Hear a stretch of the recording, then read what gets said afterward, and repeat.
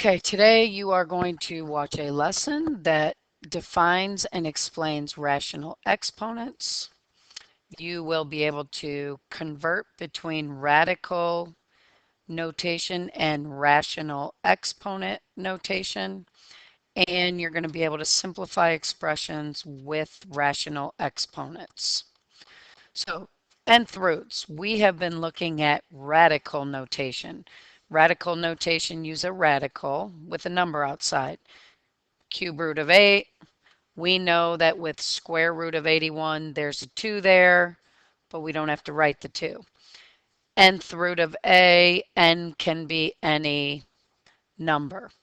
So what we're going to do is we're going to change it. What happens, the cube root of 8 in rational exponent form uses a fraction exponent. So the root goes in the denominator. So square root of 81, we do have to know there's a 2 there, would be 81 to the 1/2 power. Whatever that root is, you're going to have that base a, and it's going to be 1 over n. So I ask you to rewrite these. Radical notation uses a radical. 16 to the 1/2 power would be the square root of 16. You could have a 2 there. You don't need to have a 2 there. Negative 27 to the 1/3 would be the cube root of negative 27. 625 to the 1/4 power would be the 4th root of 625. Now, all of these you had a 1 as your numerator. So rewriting this in rational exponent notation, which would be fractions, the cube root of 64 would be 64 to the 1/3. The 4th root of 81 would be 81 to the 1/4. The 5th root of negative 32 would be negative 32, which you would want to put in parentheses, to the 1/5 power. Now what happens is you don't necessarily have to have 1 as your numerator. So if you see something as a base to the m over n, and m is not 1, you can rewrite that as a to the 1 over n raised to the m power. Well, a to the 1 over n is the nth root of a raised to the m power. You could also have that m inside there with the a. That one you're not doing in your head as much. You would be doing with a calculator. Really, these two are going to be the most common ways to look at them.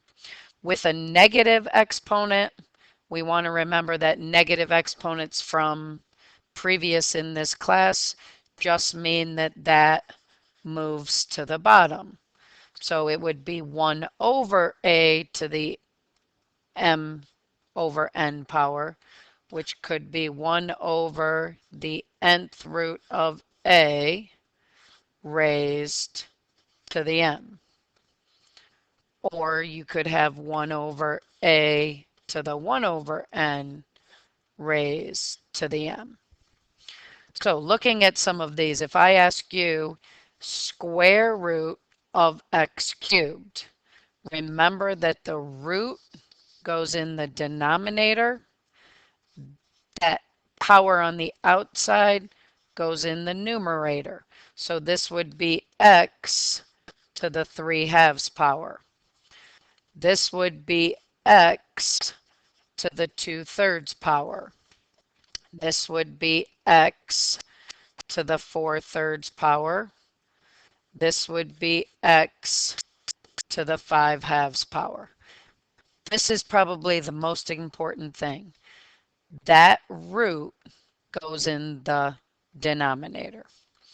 So you could do these things, like if I asked you to do 4 to the 3/2 power, granted you could just plug it in your calculator, but doing it out, that would be 4 to the 1/2 power cubed. Well, what's 4 to the 1/2 power? The square root of 4 cubed. Square root of 4 is 2. 2 to the 3rd power is 8. I don't need a calculator to figure out 4 to the 3/2 power. 32 to the negative 3/5. 1 over, because of the negative, 32.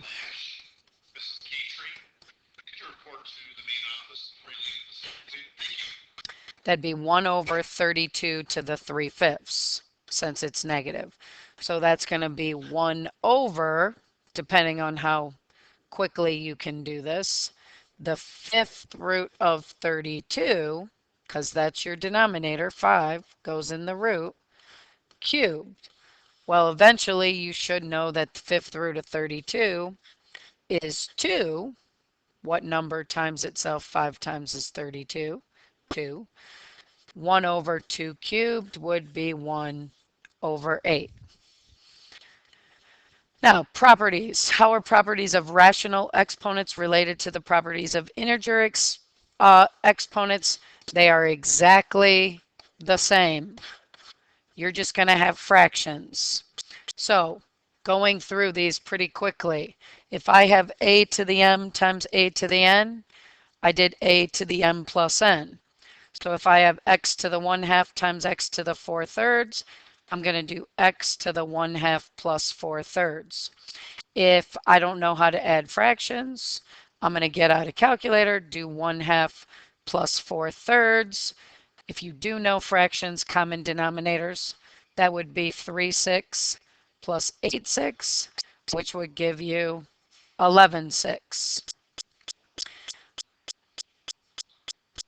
Power to a power, we distribute. So a to the m raised to the n is a to the m times n. So y to the 3/4 times 2 is going to be y to the 6/4, which is going to then be y to the 3/2. If you're multiplying and have a quantity raised to a power, you distribute to those exponents. So a times b to the n is a to the m times b to the n. So if I have a to the 1/2 times b to the 1/3 square, I'm going to distribute the 2, distribute the 2. That's going to be a to the 1st, b to the 2/3. And you're done because they're different bases. Top of each other, you subtract. So a to the m over a to the m, I do the top minus bottom goes on top. So x to the 3/4 over x to the 1/2 is going to be 3/4 minus 1/2, which again, you can use your calculator, is x to the 1/2. Quotient raised to a power, distribute a to the m over b to the m. So over here, if I distribute, no exponent, there's a 1 there. That would be x to the 2/3 over y to the 1/3. You're done because the top is x's, the bottom is y's. Something raised to a negative power, 1 over that quantity, which I've really already done. X to the negative 1/3 would be 1 over x to the 1/3. So if you look at some examples where you're going to have to do all of this together, reducing, this problem I would do 6 divided by 3, which would give me 2. 1 minus a half, top minus bottom goes on top. 3/4 minus a half, top minus bottom goes on top. I'm done. If I added or subtracted or multiplied, same thing happened with radicals is going to be with rational exponents. Those are same powers. So xy to the 1/4, xy to the 1/4. I have 3 of those minus 8 of those. I have negative 5 of those.